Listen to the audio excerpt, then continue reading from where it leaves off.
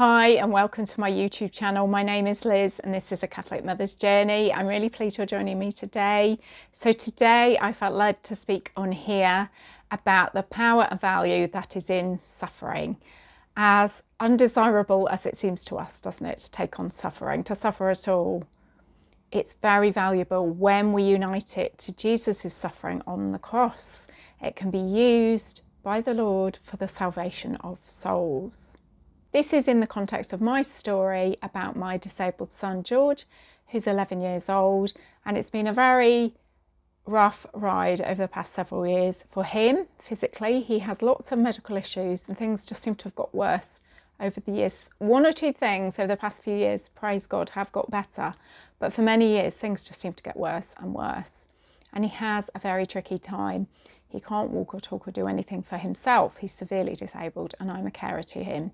So we have a big cross in our family to carry and it's not been easy. It's been very difficult, in fact. But over time, in prayer, I have come to understand and received revelation about what's really going on here. Yes, it's very tough, but what's really going on? And it's all about the value of suffering. It's about acceptance of that cross, isn't it? Picking it up and finding Jesus in it. George is a great example for me and others of quietly picking up his cross without complaint and patiently. Contrary to what you might think, he has a powerful position in our family. He's our secret weapon. You know, he is at work all the time. I believe he is in his suffering. In Catholic tradition, we believe suffering has real value, don't we? We believe in redemptive suffering. So that suffering is not wasted. None of it is wasted as long as we're offering it up and uniting it with Jesus' suffering, and it can be used. So we should all be offering up our suffering, uniting it with the Lord's, and participating in God's redemptive plan of salvation. I constantly need to remind myself to do this. You know, as a carer to George, it's the physical challenges, you know, the physical hardships of doing that, but also as a parent, the emotional hardship and suffering, you know, the stress and the anxiety and the worry and so on. This is all about understanding the Lord's thirst for souls, how much he loves each and every one of us. And he really, really desires for us to come to him, to choose him, to love him, to adore him and be close to him. And he wants us to feel the love he has for all souls. And he wants us to offer up our sacrifices, our suffering to him, to participate in his redeeming work. Now, this all started making sense to me when I began reading the lives of the saints and how they went through great suffering without complaint. For example, when reading about the life of Saint Bernadette, who went through huge suffering, it really hit home to me how some people are just called to a lot of suffering. That's just their calling. We all have different callings and vocations, don't we? Some people are called to be, I don't know, teachers, prophets, priests, you know, whatever it is. Others are called to a life of suffering. And that's just how it is. God has different purposes and plans for all of us. Now, I just want to mention the Flame of Love devotion briefly here. If you've not heard of it, it's a relatively new devotion. This was given to a lady called Elizabeth Kindleman, who was a widow with 6 children who lived in the 20th century. She died in 1985, I believe, and she lived in Hungary. She was given many messages from Jesus and Our Lady. She suffered a lot herself as well. And it was all about the power of suffering when united to Christ's and how we can participate in the redemptive plan for the salvation of souls in this way. So the movement is about a new torrent of grace from the Immaculate Heart of Mary that can completely blind Satan. I would really recommend reading her spiritual diary if you haven't before, The Flame of Love. It's very powerful and it's all about how suffering can really be used directly for the salvation of souls. And even Elizabeth herself, who suffered considerably, it was about how her suffering really enabled her to spread the message of the flame of love throughout the world. The diary really illustrated to me how suffering can achieve absolutely tangible things. I'm just going to read a quick excerpt from the diary, and this was from Jesus to Elizabeth Kindleman. Do not wonder why my love always means suffering. You can only save souls by suffering. You can only save souls by suffering. I mean, that is huge, isn't it? You can only save souls by suffering. And we're not to wonder about why we're suffering. We have to have faith, don't we, and know that God is using it for a good purpose. For us, though, living in the world, it doesn't seem a very inviting way to live, does it? To take on suffering and unite it with the Lord's. It's just tricky for us, isn't it? It's just not inviting to us, to our human nature. You know, the cross appears to be folly to our human understanding and our human nature. And St. Paul talks about this in the Bible. He says, the message of the cross is folly for those who are on the way to ruin, but for those of us who are on the road to salvation, it is the power of God. So the cross seems folly for those who are on the way to ruin, those who are living in the world and according to the world's standards. That's Corinthians chapter 1, verse 18. So it's easy for us to miss the power of the cross and write it off as folly, isn't it? And also to miss the power of the crosses that we are given to carry. It's so easy, isn't it, to get caught up in questions about why we're suffering. Why is this happening, Lord? Why is this happening now? Why me? Why us? Is this the enemy? Is this God allowing it? You know, have I done something wrong? You know, whatever it is. But Jesus says, doesn't he, as I read from the Flame of Love, we're not to question or wonder why we always have to suffer. We have to have faith in God that he uses it for good. It's tricky for us, isn't it? Because we can't see that tangible purpose being achieved in our suffering, can we? Going back to St. Paul again, you can just imagine, can't you, how all of his suffering, and he went through considerable suffering, didn't he?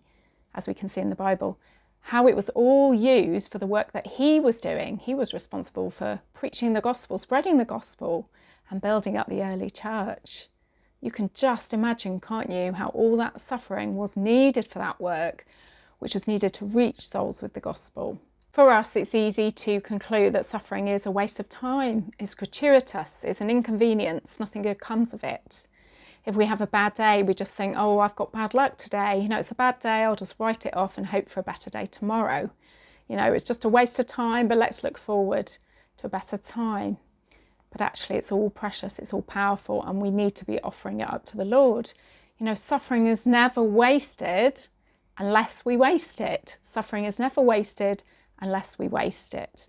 So we need to unite it to the Lord so that it's not wasted. And no one's life is a waste, is it? You know, even if someone's going through considerable suffering, perhaps physically, for example, you might think someone like that's in a very powerless position, and it's so easy to go down the route of, oh, well, life isn't worth living anymore because they're so miserable going through all that suffering. And this is said with a compassionate heart, by the way, but it's the total opposite that's the truth. It's powerful. Suffering is powerful if it's united with Christ's. And St. Paul says, this is very well known in Romans, I urge you then, brothers, remembering the mercies of God, to offer your bodies as a living sacrifice, dedicated and acceptable to God. So we are to offer our bodies as a living sacrifice. God can use suffering bodies as well as healthy bodies as a living sacrifice. You know, suffering bodies can be really powerful, perhaps more powerful than those in great health. Sometimes it's those people going through struggles quietly. They're doing incredible work for other souls, and we might never know about it. It's so easy to think that suffering, for example, physical suffering, is getting in the way of our calling, of our vocation, and what we should be out there doing for the Lord. But actually, perhaps in that season, the really important work that you're doing for the Lord is being shut up in your home, suffering without complaint and with patience. That is just as, if not more powerful, than being out there preaching on the streets or whatever it is you imagine you should be doing. Now, that's not to say it's easy. I truly know it's not easy. You know, having witnessed the pain and the suffering George has gone through and everything we've gone through as a family as a result of that. I know it's not easy and it can be hard to accept, can't it? I didn't accept what George was going through for a long time. And when he became ill and became severely brain damaged and disabled, I did not want to hear a word about redemptive suffering. I was like, no, thank you, not interested in that, don't want to know about it. You know, it is hard to accept that the Lord allows suffering, especially when you see a loved one suffering, for example. We need to get to the point, don't we, where we have the mind of Christ so that we can see that suffering can be valuable and precious and can achieve things, tangible things. It can save souls. It can be really powerful. And that goes against our human understanding, doesn't it? Where we think, and by the world's standards, that unless you're succeeding in life, you know, if you're performing well, succeeding, have money, you know, whatever it is, if you don't have those things, then life isn't great, life isn't good, or life isn't even worth living.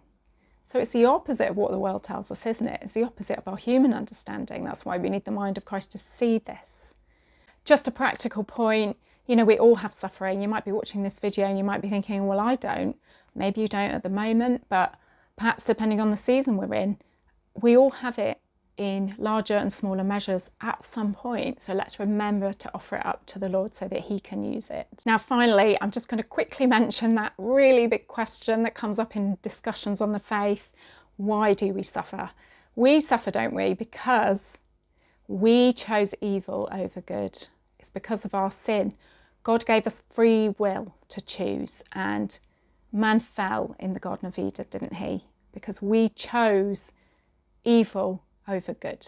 And because of that, we suffer in the world. Now, what does God do? This is the good news. God takes the very thing that's a consequence of the fall, suffering, he turns it around and he uses it for good. He uses it to redeem us. The very thing that we caused because of our disobedience, God turns it around and he uses it for good. Only God could do that, couldn't he? He uses evil for good. Only God could do that. So that is the great news.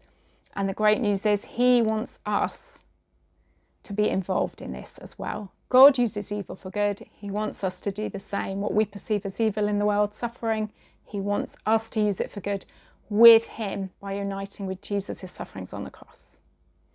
So I really hope that video has blessed and encouraged you today. Please do take a moment to like and share the video with anyone who comes to mind when you're watching, who you think might like to see it. Thanks so much for watching today. I pray you have a really blessed day and I look forward to seeing you on the next one. So until then, God bless. Bye.